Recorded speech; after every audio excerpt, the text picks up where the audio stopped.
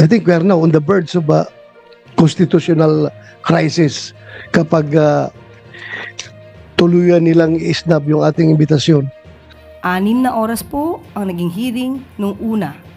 Sana po dumating siya, nagpakita siya, para pa nakapagtanong siya na maayos. Tungkol po sa executive privilege ay matagal na po ring inayunan ng Supreme Court. Marami na pong kaso na nadesisyonan ng Supreme Court. Nandiyan po ang Senate versus Ermita. I would like to move that we issue subpoena to these government officials to require their presence. Nasa kanya po yan. Kung magpapasupina siya, siguraduhin lamang din po niya na siya po ay magpapakita.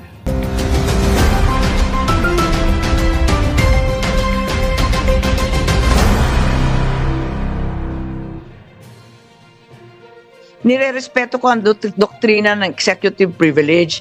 Pero pakatandaan natin, hindi ito pwedeng gamitin bilang blanket shield, pangkalahatang pantag